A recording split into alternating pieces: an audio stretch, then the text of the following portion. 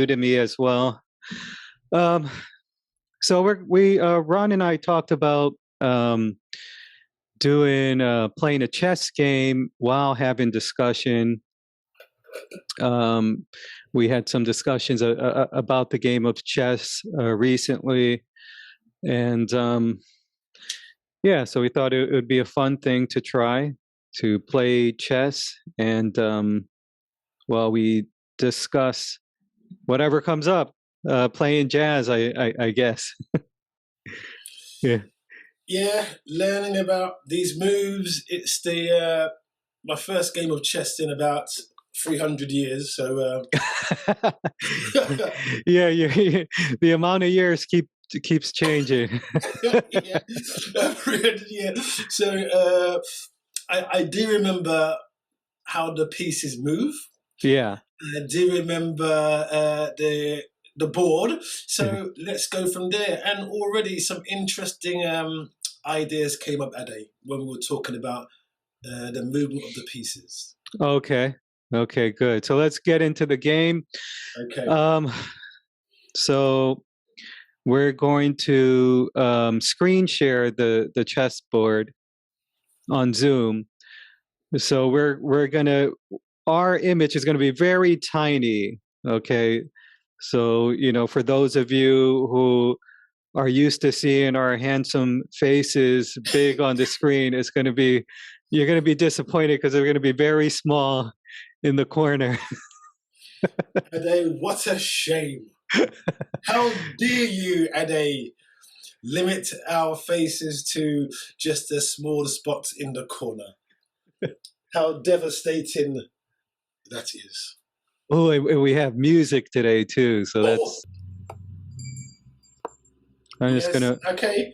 Okay, great. Okay. Okay. Ade, am I here now? Yes. Yeah. Can you see me? Yeah. Oh. Okay. Ooh. Okay. Thank you very much, everybody, for your patience. Is challenging to learn these things, but I think I am there. So just so you know, you have to move. I think they give you like 40 seconds to move. Yeah, okay. or else the game is aborted. Okay. Okay, so we're playing a chess game, and let's see what comes up. So.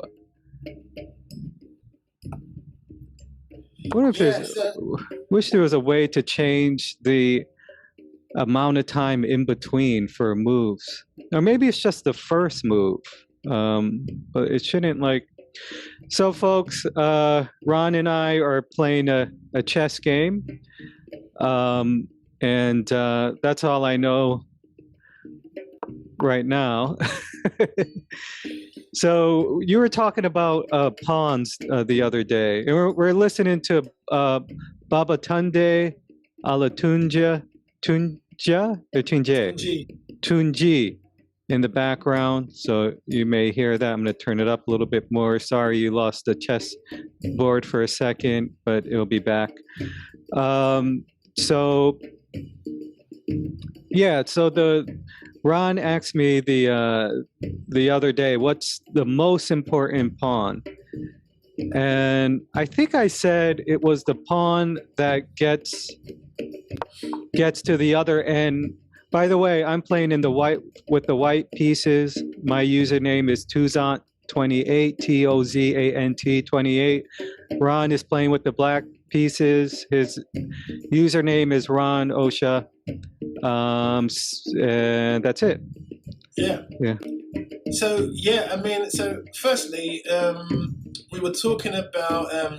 I asked you what the most important piece was, and I think you said, "Is it the piece that becomes a queen?" Yeah. And I was thinking that maybe a lot of times we overlook the moves of other pieces or of other people. So someone may come to an esteemed position in life, maybe president or whatever they are. But a lot of times it's another person, individual who made that happen, Yeah. who maybe made a sacrifice, who did Mm. something in the background which wasn't seen. Yeah. Maybe that's the story of history, of unknown people who have made significant, who done significant things that have been unrecorded in history, and maybe our history books are not really showing what's really going on. Hmm. Yeah. I mean, I think we are discovering that more and more with social media, with the internet, with the age of information is able to get out there. Whereas before, I think there was only one. The narrative was controlled. You know.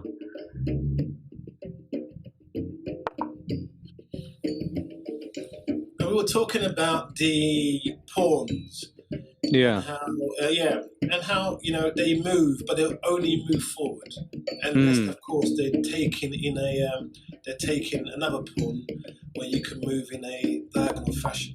Yeah.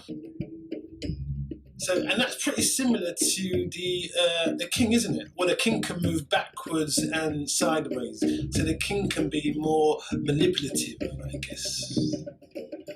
Yeah. The king could move in all directions, one space at a time. So just one space at a time in all directions. Um, the pawns can only move forward. And for those that don't know, the pawns are these little pieces. Let me see if I could. I'm highlighting them in red. Well, actually, on. Okay, yeah. So those are pawns. This is the king that I just highlighted. Whoop. So this is the king I highlighted in red. Okay. So this is the knight. The knights can move up one and diagonal in any direction. And so,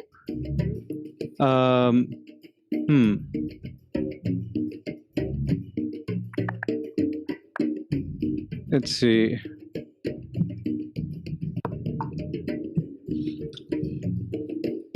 And we were talking about how we have the pieces. So I guess the bishop is is a religion, and you have the knights and the rooks, which may be armed forces, military forces, and so on.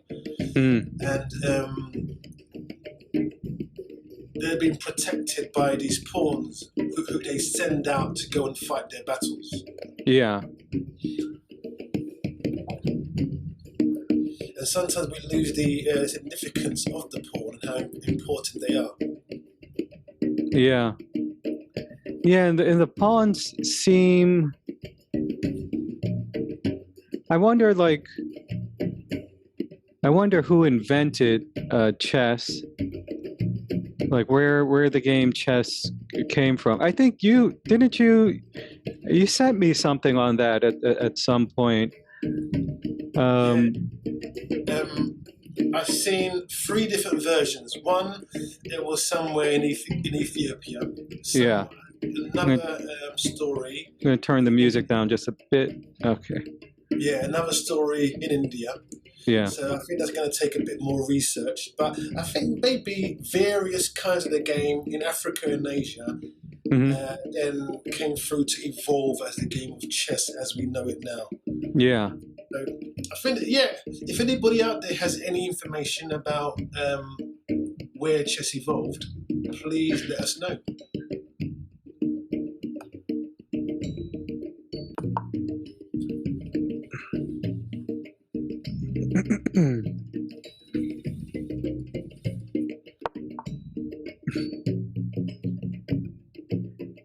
Yeah, so I started playing chess probably around the age 13 was when I first played. I played with my dad, and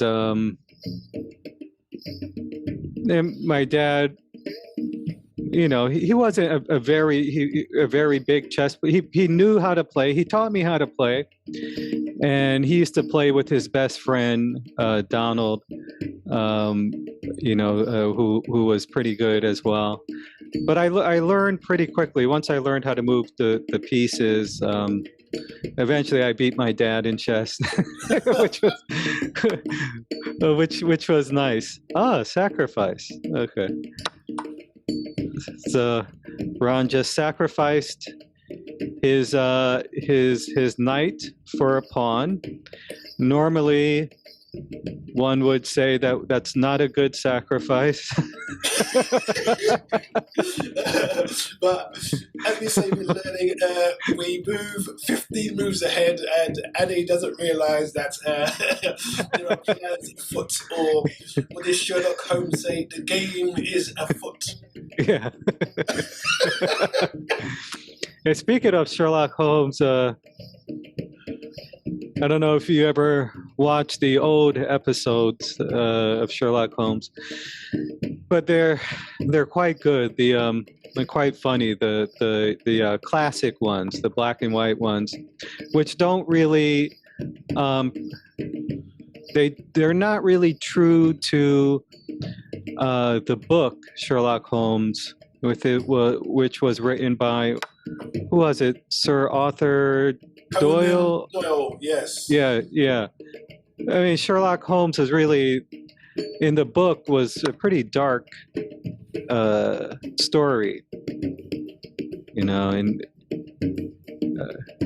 In some ways, but the classic black and white version is interesting. It's funny. They make Watson to be this very nice, huh? A bumbling Holmes, sweet Holmes. Yeah, yeah, very naive and Yes. yeah. So, but in the original one, it's not really like that.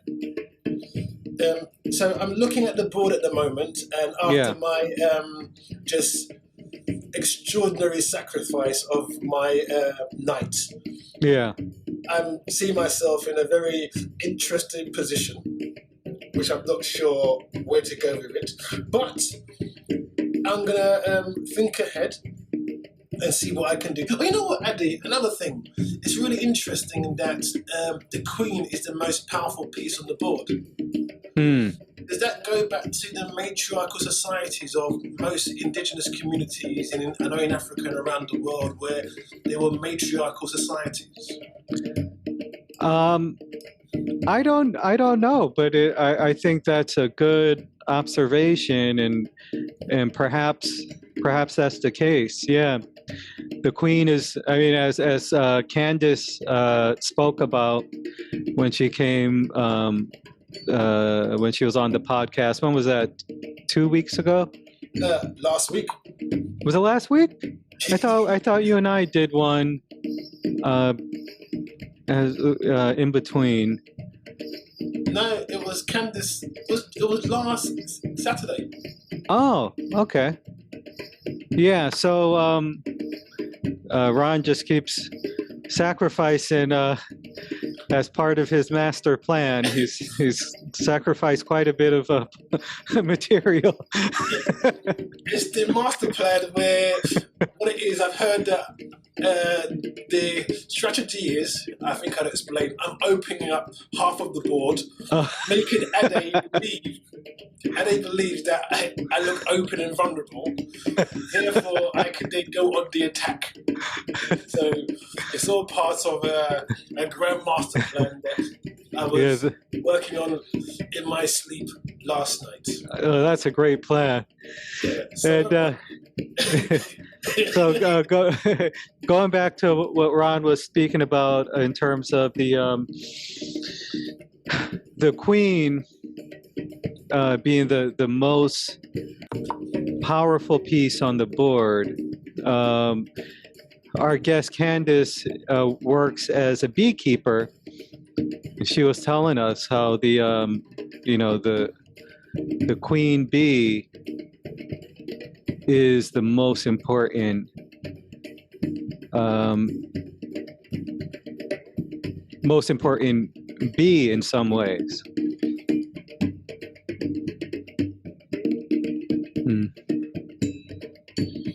So yeah, in nature, that seems to be true. And it seems in most cases in nature, like even the lions would be nothing without the lioness. And actually, I think the lioness are the ones that hunt.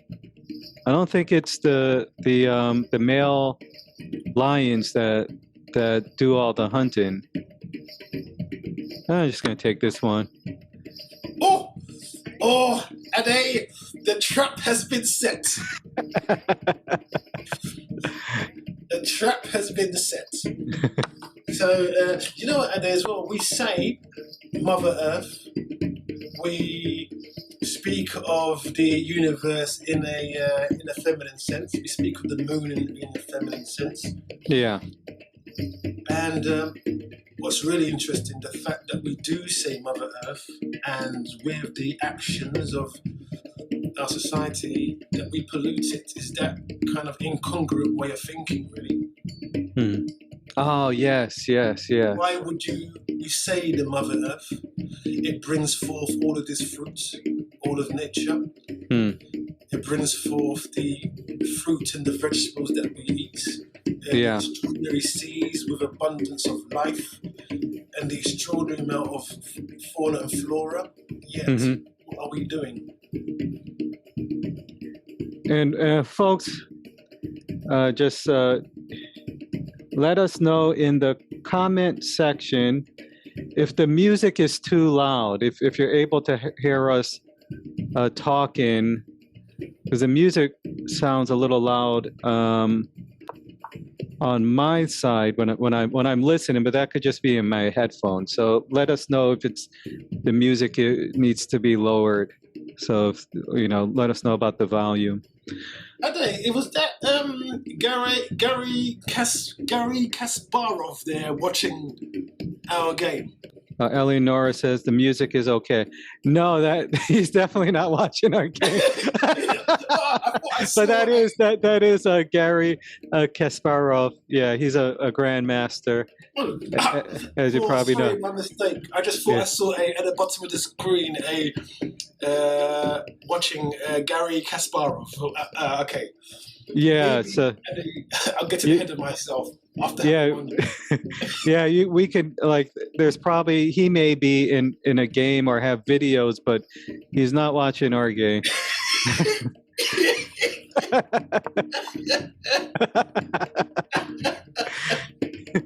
Yeah, he's one of the great grandmasters. Yeah, that's still around. Well, there's a lot of great ones. Magnus Carlsen is the top-rated chess player right now. He's really good.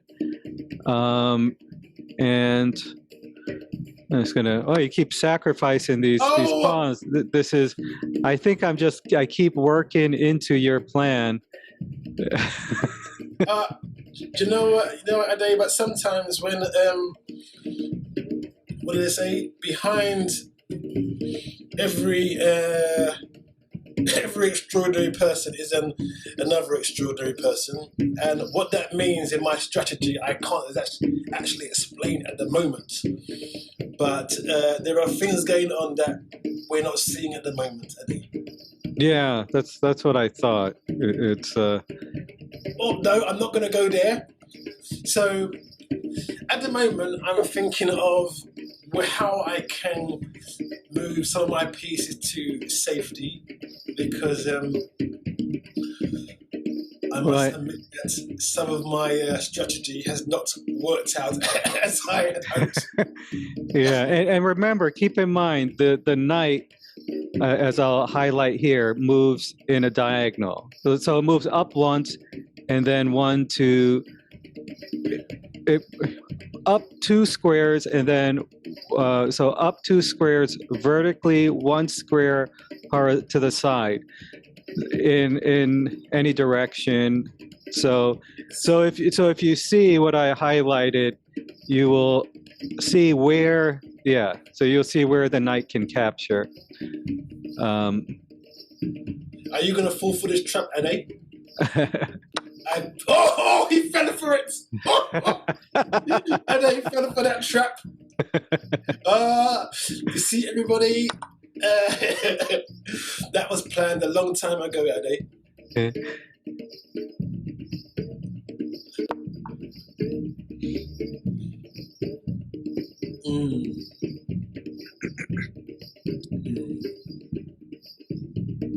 I first heard Babatunde Alatunji on a program on TV. Yeah. I heard these drums, and it was just amazing. So I downloaded some of his music, and I've been playing it ever since. And this song, I think, is 21 minutes long. So, Ade, I think you played it one night, didn't you? And you turned off the lights, and you got into it. Oh yeah, that was really nice. I think this is a remix of one of his tracks. Like, this is him drumming, but I think you can hear like some sort of thunder effects and things like that. I think that it may be a remix, and the reason I think this is because Facebook allows me to play it. It doesn't mute it.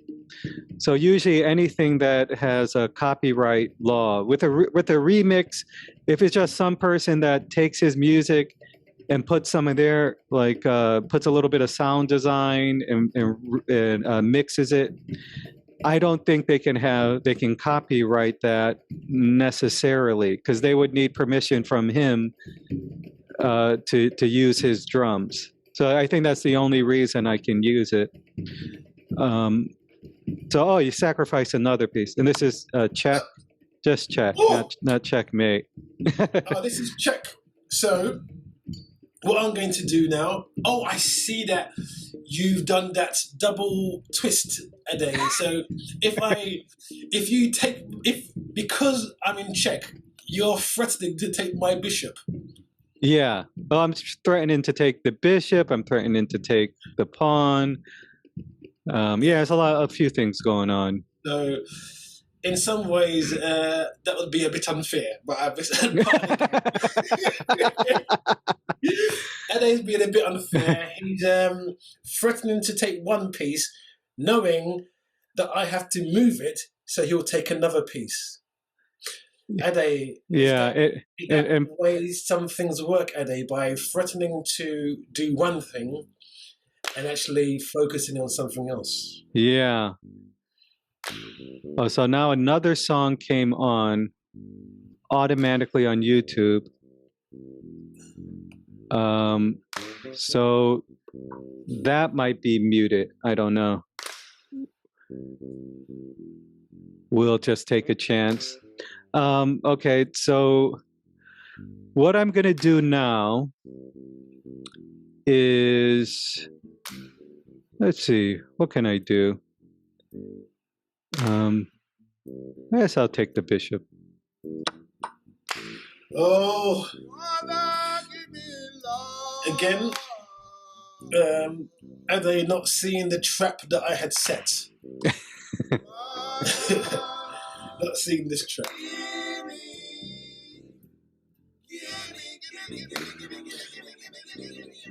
So, Ade, what have you learned by playing chess? There's a few things I've learned. Any chess player who's been playing for a long time knows that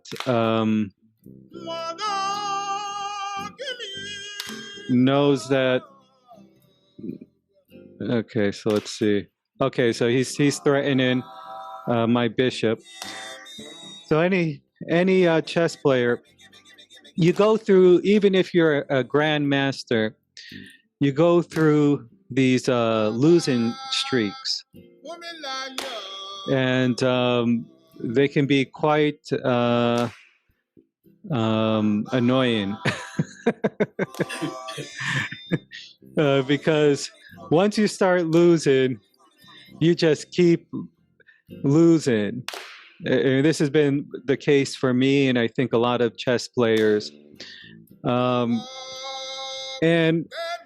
But the losing is actually helpful, because what I find is when I'm losing, like, okay, I will get into a way of playing games that is very routine. So I do the same openings over and over, or the same couple of openings over and over. And I'm pretty much playing automatically. Players that have been playing for a while, they know a lot of the different book openings. And you don't even think, you can even pre-move a lot of the openings. With chess.com, you can pre-move. And so it's just automatic. But in some ways, you're not really learning as much when you're playing like that. Let me move my bishop. So I'm just threatening his rook here. And so I'll start losing. So it almost seems like the universe, it seems like every player I'm playing with knows what I'm going to do, and they have a counter move ready for me. So none of my moves that were normally winning, and usually I'm at a really high rating at this point when I'm doing this. And by the way, people that are watching, my rating is very extremely low in this one, because I don't play, we're playing 30-minute chess game, and I don't play it. So they start you off at the lowest rating. That's my chess ego talking.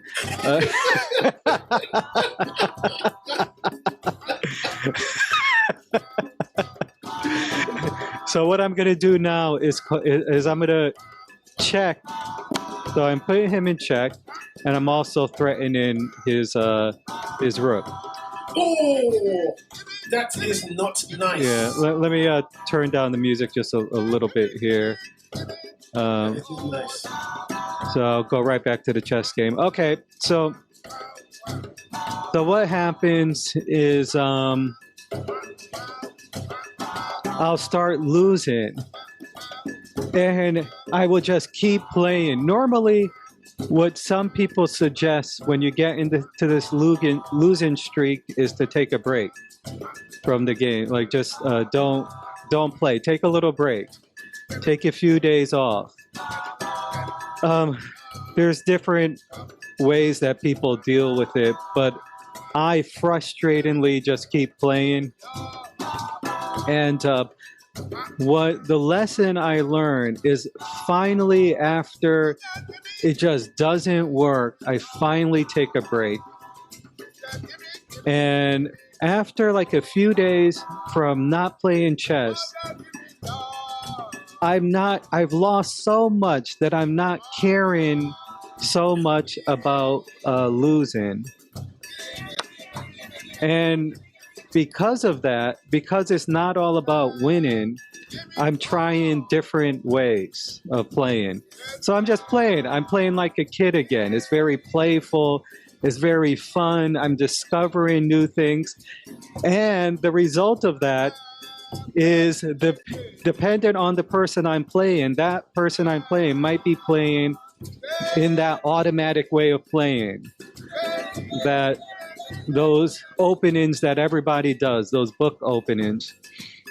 And what ends up happening is they're not comfortable playing the way that I'm playing.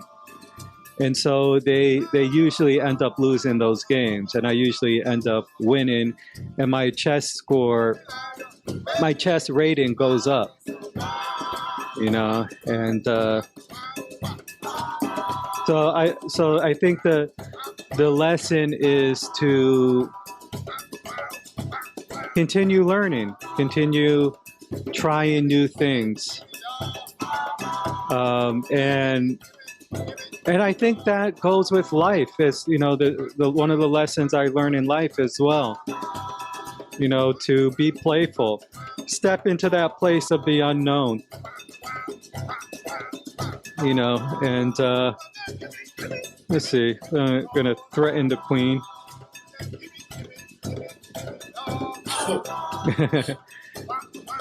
So like, Yeah, I think you know what is it? What's the difference? So you play 100 times against 100 grandmasters, yeah, but you play 100 times against 100 people who are not as good as you, and you win.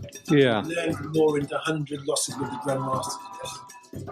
yeah, Through the defeat to going out there to doing it, and I think you know when you have this childlike mind of I'm going to give it a go.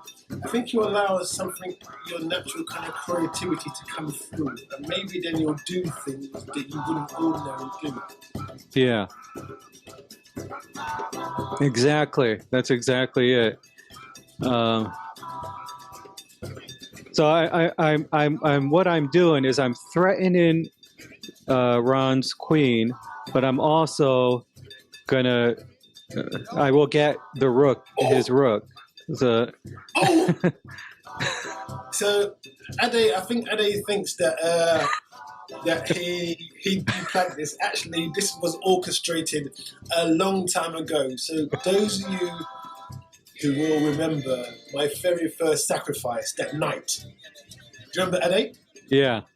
Do you see the significance of that night being sacrificed and this move right now?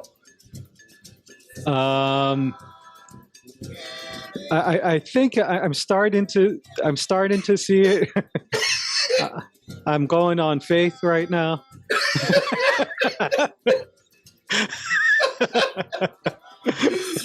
So, as I said at the time when I sacrificed that night, I said it's all part of the bigger plan, and here it is.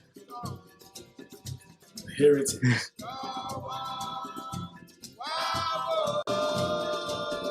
Huh.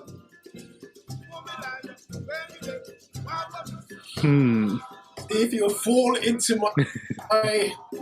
my trap, which I set. Oh, there it is. I fell into the trap which I wanted way back with that first night. So this is one of the things that now I'm going to do. So in the game of chess, when you have a lot of material like I do, and your opponent has very few material, so to pretty much what you want to do at this point is just get rid of material. So Ron's most powerful powerful piece, as we talked about, is the queen, and he has a few pawns here. Okay, so my next move will be the move to sort of simplify things. So this is what they call in chess simplifying. So I'm gonna check, and so with the check, it takes the queens off the board. So I'm sacrificing my queen. So since he's in check, he has to either take my queen or move his king, because you have to move the king when you're in check. Now, if he doesn't take my queen, I will obviously take his queen. So either way, his queen is coming off. Oh, but can't I move my king behind the pawn? Well, the king can only move one space. Okay, so what you're doing at the moment is you're basically saying goodbye to my queen. Yeah, I'm I'm simplifying the game. Simplifying the game. Yeah, because I have the advantage of Okay. material. So this is simplifying the game. So Ade, even though you have the advantage of what you say material, you may have more pieces. I guess is there always a way for, even in this dire position, to come back? No.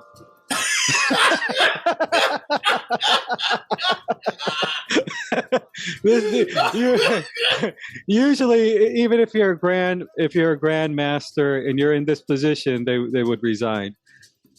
So we can talk a little bit about the idea of resigning, of surrender. So with this check, so I'm taking his queen, and so I put him in check, so he has to move the king. And now my next move is here. So what I'm doing is my pawn is protecting my rook. And the other thing I'm doing is I'm keeping his king from moving behind this line. So the king cannot move past this line that I've created with my rook. See. But there's something that I can do. I still have 2 pawns that I could move and bring into play. Yes. So what I'm going to do is, because I'm not in check, I'm going to leave my king there nice and free. Well, not really free, but I'm going to move one of my pawns, because I know I'm going to say it out loud, but it can be a double bluff. So out loud, I'm going to say, I'm going to force Ade to look at where my pawns are going. Ade will then think I'm bluffing him, not think about where my pawns are going, because he realizes my strategy. Okay, so let's see if Ade is going to bluff, double bluff, or know how many bluffs are in this move, Ade. Yes. So as you've seen, Raan, let me show you that. So Raan is going forward with his pawn. Okay. So each of these 2 pawns he was talking about can go 1 space forward. Each of them would get captured. And then he would have this last pawn, but then my king would come back to protect the pawn from trying to come back for a queen. So that will never happen. Okay, let's go back to the game. Let's see, where were we? Okay, so I will take here. And now this pawn cannot even come down. Is there such thing as a stalemate? Yes, there is a stalemate. So that is, yeah. So Raan does have the chance, mathematically, the chance of a stalemate. With an experienced player like myself, the mathematical chance of a stalemate is probably 0.000000001 chance, unless I make in chess what is called a blunder. If I make a really, really bad mistake. But if he had more pieces or if I had less pieces, there'd be a chance. So usually grandmasters would have resigned many, many moves ago if they were in the position that Raan is in.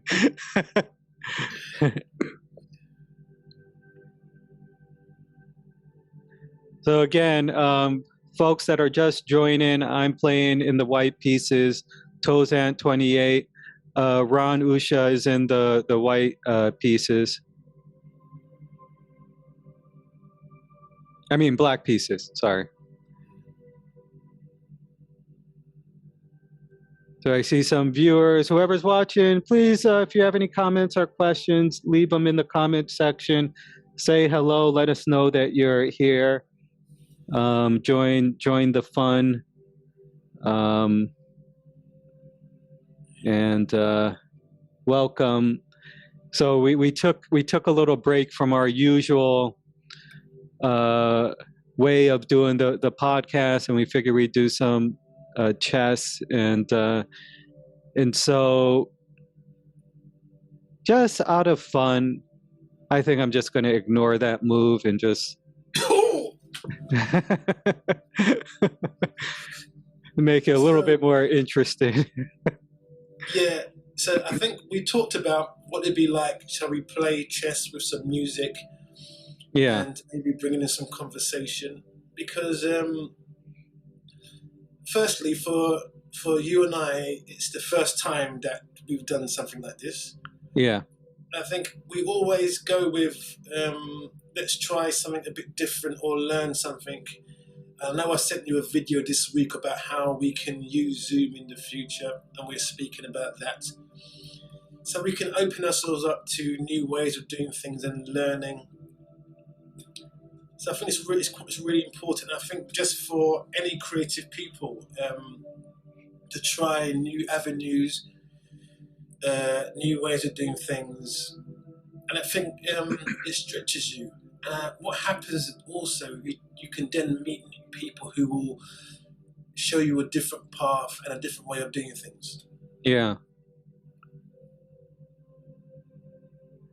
Yeah, and it's actually, you know, it's funny, like doing a podcast and playing chess is very comfortable for me,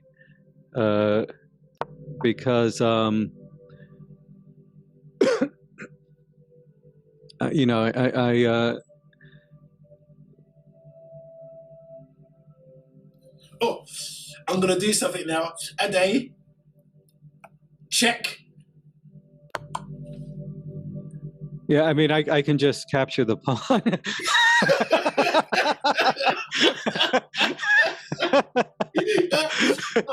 But the fact that I got you in check one time in this game, I think is you know. Maybe that's a sort of a victory. Yes. Yeah. I don't want to take the pawn because that I want to like leave a little bit of possibility. Okay, so Andy, at the moment, all I can move is my king. Yeah. Is there a rule, or was it just something that was made up in my school that you had to get the king within 25 pieces? Is that true? Oh, by the way, your time is running out. You have 14 seconds, so you have to 10 seconds. So you would lose. Okay, so yeah, so just keep in mind that now you have 7 seconds. So you pretty much have to move right away. Okay.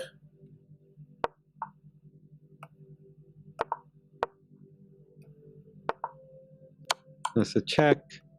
Oh, that's okay. So you lost on time. So yeah. Oh, it went for 30 minutes. Huh? So what happened there? Winning turned your. So did I actually lose the game, Ade? Yeah. Oh, I see. I thought it was a stalemate. I thought. No. So should we try one more? Yes, let's go for one. So I'm gonna put rematch. You should see something come up. Okay, so you move first. Yeah. And remember the first move is important as well. The first move in chess. And you have 30 seconds. I heard that there's a move. Yeah, I'm going to do a move which I'm going to call the kryptonite opening. Okay. Have you heard of it before, Ade? No. Oh, okay. So usually that move is used when a player's gonna fiend kettle the bishops. It's called fiend kettle.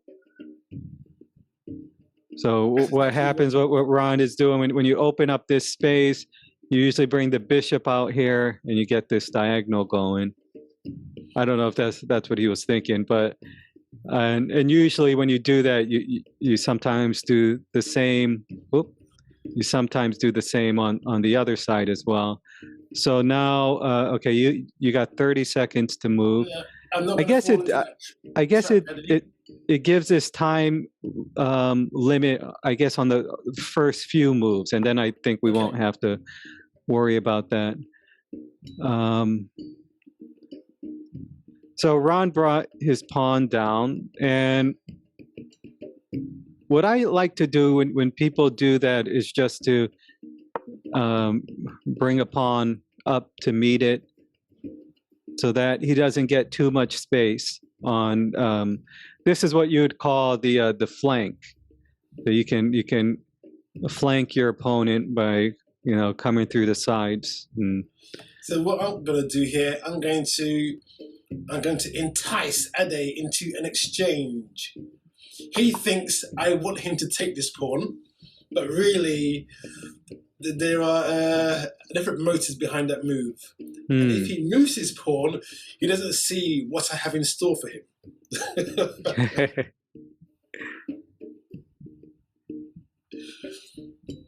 So I have a few options. I can take, I can ignore and bring my I can bring my knight up to protect the pawn. But then he would be able to get more space, bringing the pawn down and threatening the knight. I can also move my pawn up and get some space. He can move his pawn down. It's not the ideal situation. The problem with taking here is then he takes, and then he can check here, and then I would have to block with my knight because I can't block with my bishop because he would get the pawn here and be threatening the rook as well. So, and to if I block with the knight, it's okay. If I block with the knight, it's okay, but it's not the ideal thing because I'm creating a lot of congestion here around the king, and the pieces are pretty much pinned in. So actually, that was a good move from Ron. He really thought that out very very strategically. I only wish I had thought of all of the things that you had just said.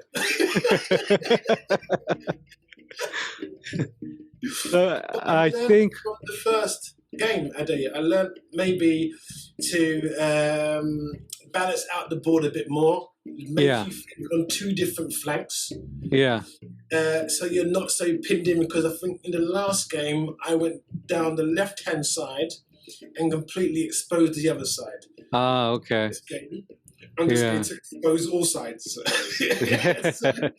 Yeah, I mean, this is a great, a really good move. So even if I protect,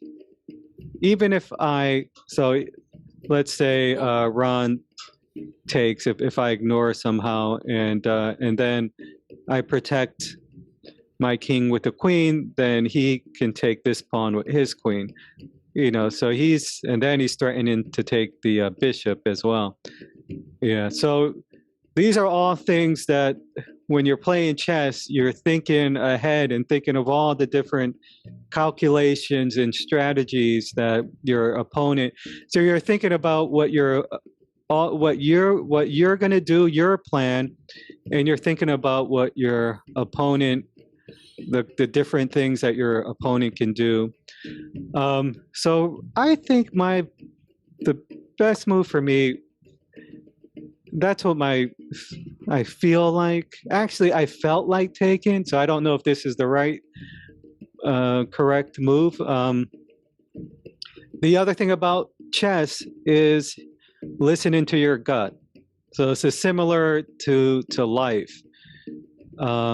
Listening to your intuition, because sometimes I'm playing and I'm just overthinking, and my first thought might be, okay, just to take, and but then I'm overthinking and I don't do that, and that can result in a mistake as well. Or, um,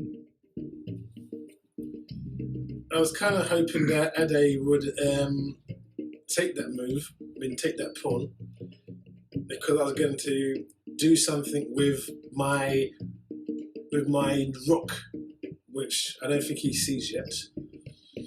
So that means a slight change of plan, but not too much, Ade. Only a slight change of plan. Ade, when you're making these short movies,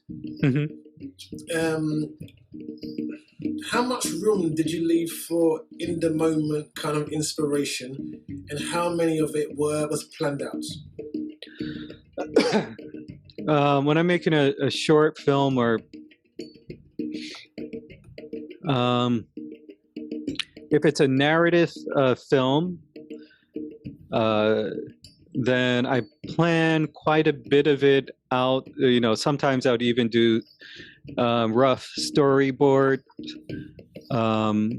and so I might do some rough storyboards and plan quite a bit of it out. But in the moment when I'm on set and we're filming, especially when I'm working with actors, there's a lot of room for improv and coming up with things on the go. So and a lot of times an actor may suggest something, or when you see it happen, something will come. My way of doing like narrative films is I think I work best when I feel prepared, when I've done some preparation. And there's something my dad had pointed out to me before. He had suggested, maybe, it seems like you do better when you've done a bit of preparation, and then you can let go of all the stuff. Like with acting, you may do the because you're an actor, Ron, and you may do the backstory. You may come up with a bio for your character, and may know a lot of things about the character, what the character likes to eat, all these different things. And then when it's time to get on set, you kind of get rid of all of that. You're in the moment. So I think for me, it's in some ways, it's the same thing about it with film. When I've done some preparation, because I can be quite anxious, a kind of anxious person, and when I feel pressure, it's hard for me to work efficiently. I start to feel overwhelmed. So I think I'll take care. So I think preparation for me is good. It's like with kids that need boundaries. And yeah, there's always room to discover. A lot of the best moments in films that I've done were not planned at all. You're out there, you're in the moment. A lot of times it's even just practical things, like something happens where you're not able to, maybe you're running out of time, or maybe you don't get the piece of equipment that you had intended to get, and so you're limited with resources, and then you're forced to adjust to whatever life brings you. And that's where creativity, I think, like really comes out, is when you don't have, you have little resources, you're running out of time, and you just have to sort of make things work. And sometimes they come out even better than you would have been able to do it if that wasn't the circumstance. And you see a lot of Hollywood movies that the budgets were millions upon millions of dollars, and you can't even get through like 5 minutes of the film because it's just not a. Technically, the film might have been sound and everything is correct, but it's just not working. The chemistry is not there. The story, the writing is not really good, not really interesting. There's no heart in it. There's no feeling in it. Like Sun Ra had said, in that video you sent me, there was a drummer that wanted to play with him. I think you probably remember this. And Sun Ra told the drummer, "You're not ready." Now, the drummer was technically a really good drummer, but there was something that wasn't there that you can't put a finger on. And someone in the audience picked up on it and said, "Your whole band was good." So what happened was the drummer kind of pleaded with Sun Ra, "I really want to play with you." Sun Ra said, "You're not ready." But I guess Sun Ra ended up letting him play with him. And so someone in the audience said, "Your whole band was so great. The only thing that was off was this drummer." There was something off about that drummer, where Sun Ra picked up on that, and you can't put it in words, So the drummer's probably doing on tempo, reading the music correctly, like everything is on beat, doing the four, the triplets or whatever, whatever he's doing it correctly, doing the notes correctly, but the feeling wasn't there. Yeah, that reminds me of this Miles Davis story. I will paraphrase. And I think it was Marcus Miller, it could be Marcus Miller, who went to work with Miles Davis. And it's such a great opportunity. So they're in the room, they see the music in front of them, and they start to play. Marcus Miller is playing what he sees on the paper. And Miles Davis says, "Stop, what are you doing? What's that? What is that?" Yeah.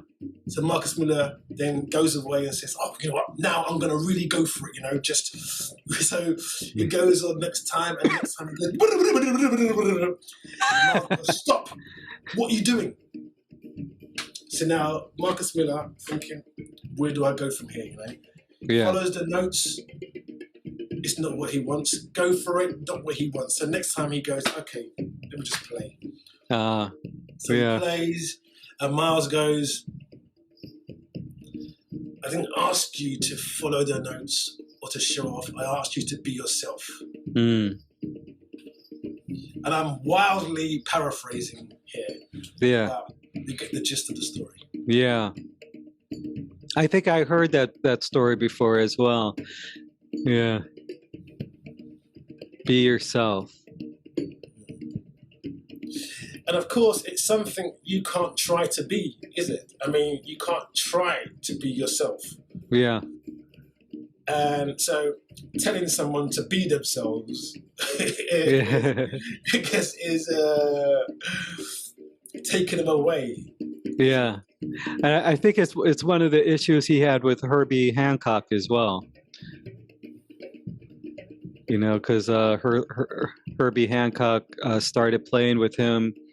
He was young, and he was playing with, he was younger, and he was playing with the great Miles Davis, and he was playing in a way that was, I think, very too perfect in a way.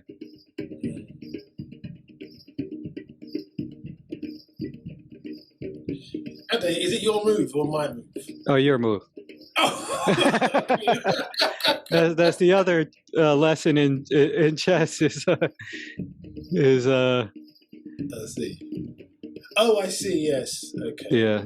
So usually when your time is going down, then you know it's yours. Okay. Well, do you remember what was it last week? No, 2 weeks ago now. You sent this recording of yourself. Well, you didn't send a recording. You sent a message, and then I put some music to your message, and then you done your kind of magic to it, and then was it 4 hours later, 5 hours later, there was something there which wasn't planned, uh, no idea about, didn't think about it, but just came bouncing ideas off each other. Yeah. And you can watch that on YouTube, I think, yes, and on the Coffee Diaries link. Where is it? Yeah, yeah. Yeah, I think it's on YouTube. Yeah, I think it's on YouTube, and I think it's on the Coffee Diaries. And a thank you to the extraordinary artist for allowing us to use her work. So if you can tell her that, please, Ade. Which work was that? The work that was showed over your words that day. Oh, yeah. There was an extraordinary artist. If you could say thank you to her for showing her work. Yeah, that was my 6-year-old daughter, Somi. She's she's always creating artwork. So what I'm going to do now is pretty much what I'm doing, for those of you who don't play chess or don't know much about chess, is I'm just developing my pieces. So in chess, part of the, as you see, there's, I'll highlight them here. There's the pawns that are on the first row, and all the, the sort of major pieces are on the row behind that.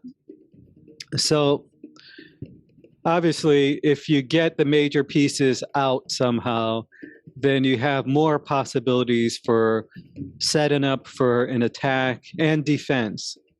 And also pawns are very helpful for defense. So if all the pieces are just stuck behind here, then you're kind of, if they're not active, then you're at a disadvantage. And to be able to protect the king and to be able to mount an attack on Raan's king here. So part of the strategy is just getting into position, And they just explained really well what he's doing. If there's anybody out there watching who could explain what I'm doing, that would be that would be very helpful at this time. Yeah, Raan's in a okay position. The only problems here is, see, this space here is leaving his king vulnerable. So he moved the pawn, and so the king is a little bit vulnerable here, but it's not too bad. And this pawn right here is what you call a backward pawn. So meaning that there's no pawn protecting this pawn. So this pawn is vulnerable and can be subject to, at some point for me, targeting that pawn. I'm just going to... Yeah, so Ade just talked about how that pawn has made my king vulnerable. But I'm going to let him into a little secret that may be a bluff or double bluff. It was a little trap I was hoping he was going to fall into, to go and attack the king on that side to take his pieces later on. So also, I might not be thinking that at all. So And he is now in two minds, extremely confused about why I would do such a move. So that's one of the things about I'm learning about chess. As I said, it's the first time in 480 years that I've played. And Ron And does have some, you know, these pawns here are do make it difficult for me to get into a good position. What I'm going to do now is, so there's something called, see, this move was quite unfortunate for Ron. I mean, it's not too bad, but it's helping me to get some of my pieces out. You know, eventually I'm going to castle. So castle is when the king can castle on the king side, which is the side I'm highlighting now, where basically the king moves here and the rook moves here. The king can castle as well on the queen side, which is this side, where the king would go here and the rook would go here. But I can't castle on either side if there's pieces between the rook and the king. So to castle, these two pieces would have to move. So I can't castle until the queen and knight are gone. I can castle on this side. Now Ron has moved one of his pawns down. And so one of the problems with castling on this side is he can try attacking on this side. I'll try to stop it with moving my pawn up if he continues to move down. oh, I see. The trap has been sprung. So I've just seen a move which looks very tasty indeed. And I'm going to ask Ade a question.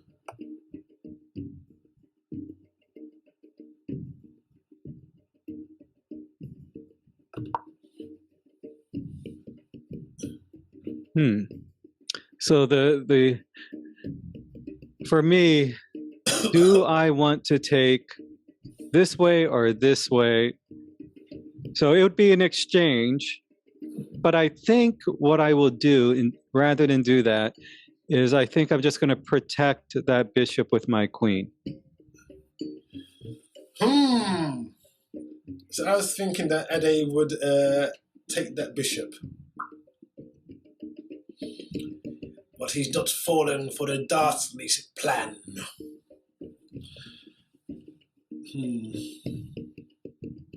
Now he does have a few moves that would be that can be pretty good.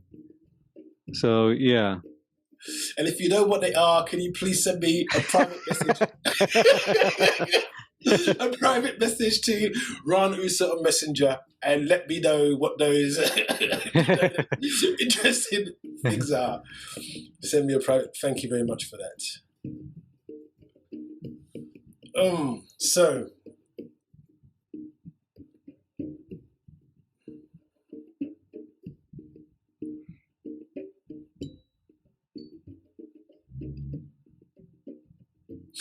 So Andy, what's this speed chess that I see sometimes being played? Because does that mean there's a lot less thought that goes on?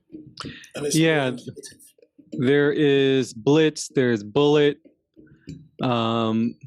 Bullet chess is pretty much 1 minute chess. So each player, how is it? So the game is basically 1 minute. So you got to move very, very fast. You know, that game is good if you're using speed to pretty much win the game. You have to move very fast. It's helpful if you've played a while, so you pretty much know some of the moves, some of the options. Let's see. So what should I take with? I'll take here. There's bullet. There's a blitz. Um, like my favorite chess is 5 minute chess. That's what I usually play. So you're playing pretty fast. So I'm gonna check. Oh! So I like playing 5 minute games. But I think the slower games, it's good to do both. I probably play too many 5 minute games and not enough. So I'm going to move here. So he's going to have to somehow protect this king, so that I don't mate him. Mm.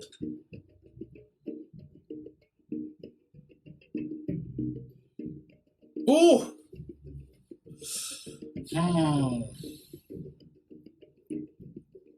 So he does have a few options that he can try. Oh, I see what I can do. Because if you move there, then I'll just move there. So I think you're going to try to put me in mate. Yeah. So the mate would be here for those watching. That would be mate. So. But but if you're trying to take my move, you're not a very good mate, are you, Eddie? So why is that word checkmate? Yeah, I wonder where it came from. Like, what is? That's a good question. Mate. Yeah. Check. Yeah, I gotta research that. Where did the word checkmate come from? Because mating is to come together, but what Yeah. you're doing is the very opposite, isn't it? Yeah.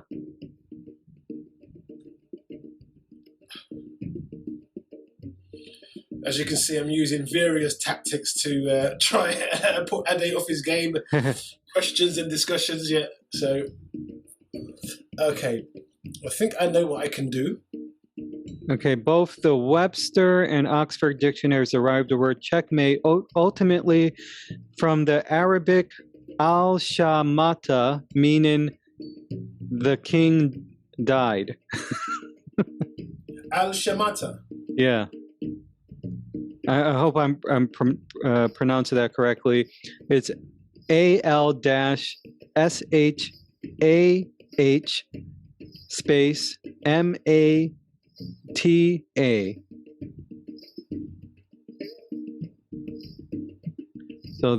So it's an Arabic word, and it means the king died. King died. Okay. So if the bishop signifies the clergy, and are the rooks soldiers of war, the knights? So what exactly are the knights? Maybe the knights are the horses.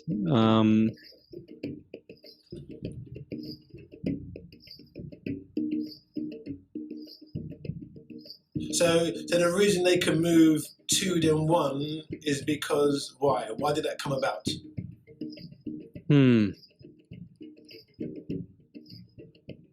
I don't know. Yeah, it's interesting.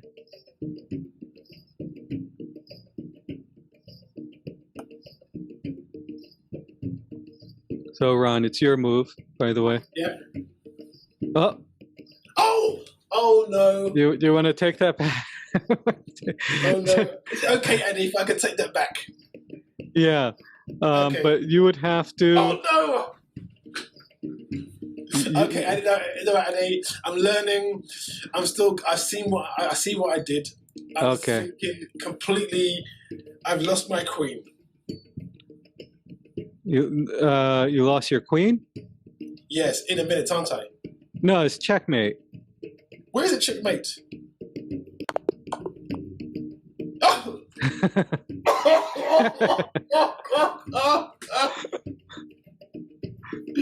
Oh no!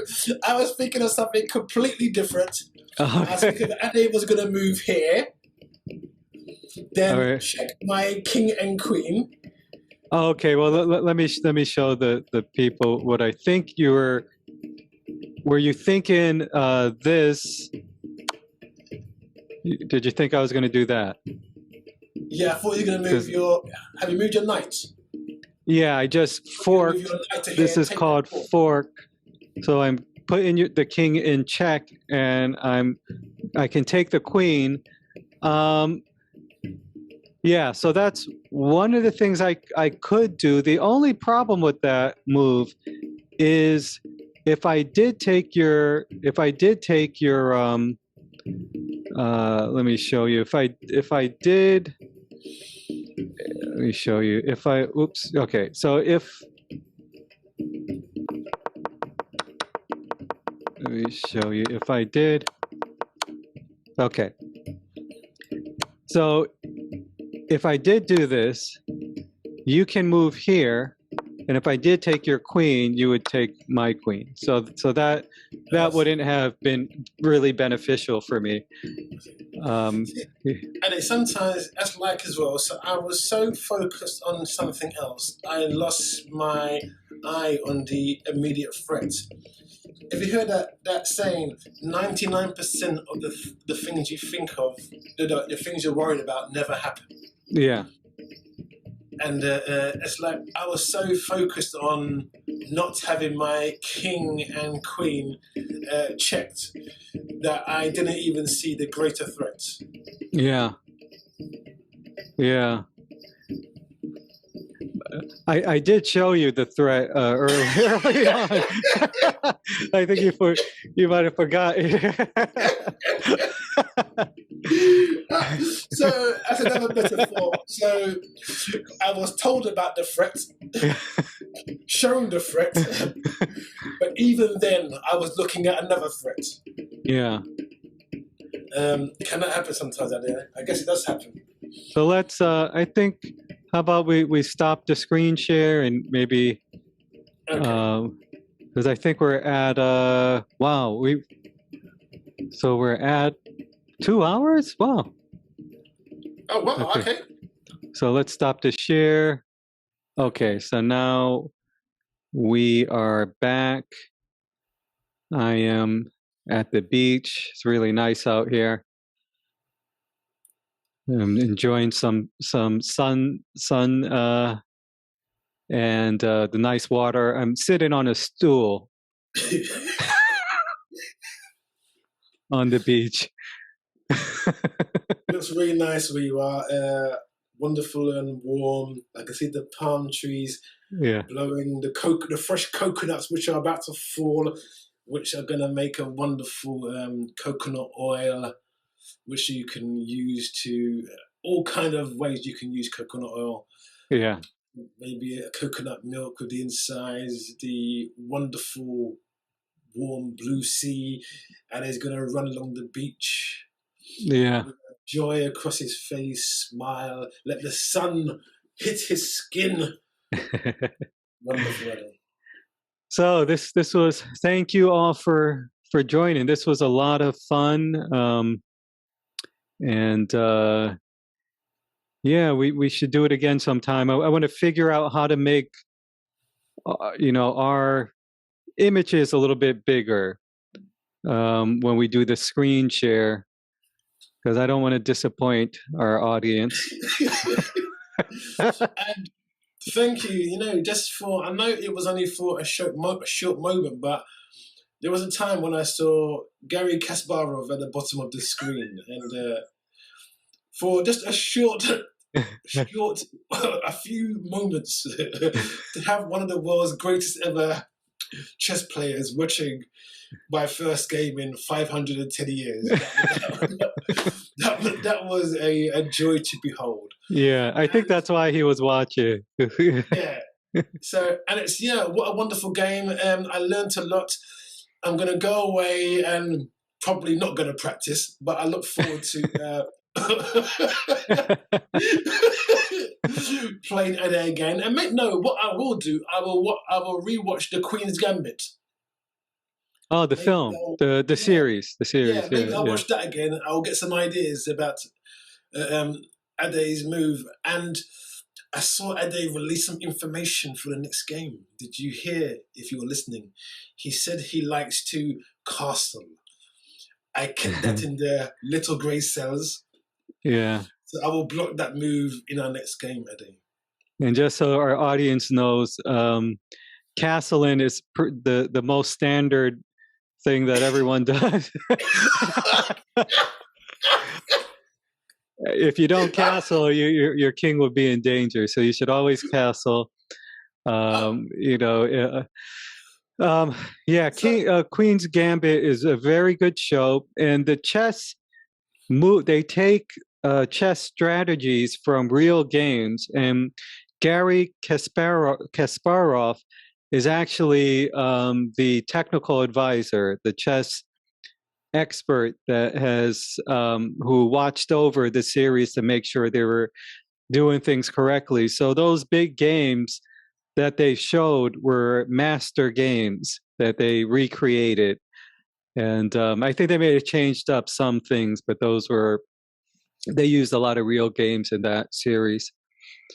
So yeah, and so they were accurate in a lot of things. I'm not sure about the looking up at the ceiling part, you know, and seeing, yeah, seeing chess players do look up. That's where they got the idea from, because if you see the masters like Hikaru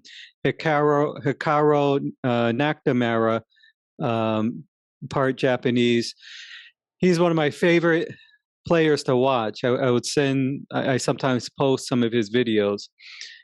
He often, when he's playing, he's often looking up at the ceiling.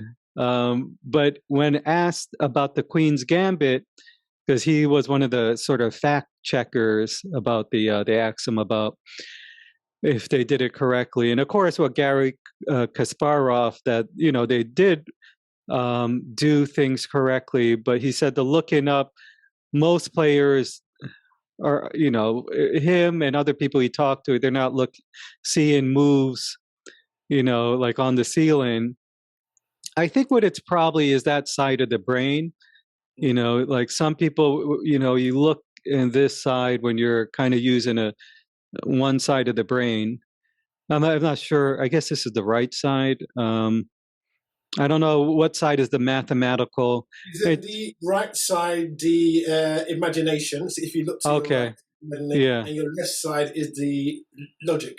Okay, so whatever side, because I do that as well. I think a lot of it is, you know, doing calculations in the mind. You know, you figure out all these calculations ahead of what can happen. So when I'm playing a game, especially with someone's really good, the fun thing about it is there will be a moment in the game where you know what the player is thinking. They know that you know, and they know what you're thinking, and they know that you know that they know. So, and the moves haven't been made yet. And so we both know what the next moves are going to be. So you get into a certain part of the game, and then you both move really fast because you already know that you both already worked out all of this stuff. So the moves are automatic. So they know your plan, what you're trying, and you know their plan. And so you test the plans out.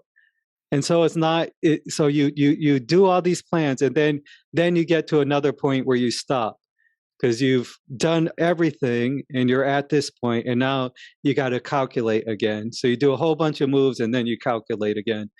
So it's when you're with someone who is a really good player, it's like an art. It's like a, you know, so even if you lose, you know, it's you enjoy it and you learn. And a lot of times you get to a point of where it's just a draw. And you're like, okay, well, we both know. And you see the masters do this a lot. They'll play up to a certain point and they'll have like almost all their pieces. And some people, and then they'll draw. They'll offer a draw. So for people who, haven't played a lot, they would wonder why are they drawing? They still have most of their pieces. But to the both grandmasters, they both know that there's really nothing they can do. The way that the defense is, the way that the pieces are set up, that it's a draw. The calculations are showing that whatever both of them do is a draw, unless they were playing someone that's a novice or a moderate player or not a master. The master is going to know the response moves and the calculations. Someone that doesn't know, then you can continue playing. But if it's two masters, they know that the other person knows, and they're okay. It's a draw. So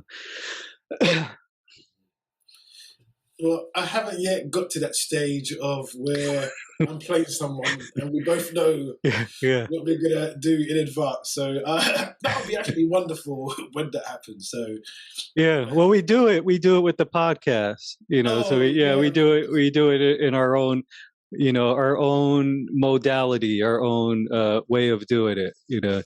Not chess, but we do it in other ways. yeah. Yeah. And you know what? I did try. I don't know if you noticed that I did try the looking up at one stage. Did you see any? I know. No, I looked up and I saw that there's a cobweb that I need to do that. So,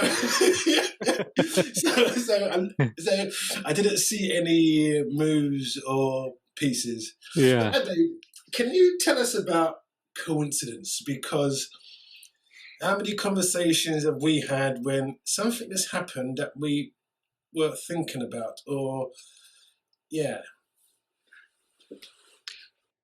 Yeah. just Cool. briefly. Yeah. Coincidence. As you say, there are no coincidence. Uh, what is coincidence? Yeah, I don't know. So coincidence. What is like? What is I'm just curious. Coincidence definition. I just wonder what the definition is. A remarkable concurrence of events or circumstances without apparent causal connection. Without apparent causal connection. Like something doesn't, there's no connection that something caused the occurrence or events, the circumstance to happen. And remarkable. It's in a remarkable, Mm, like, how did it happen? mm, But is anything, if everything is connected, and even physics says that, every, like, the butterfly effect, everything, you change one little thing and it changes throughout the universe.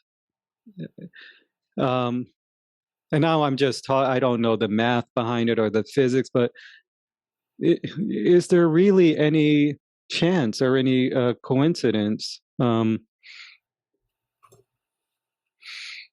Hmm,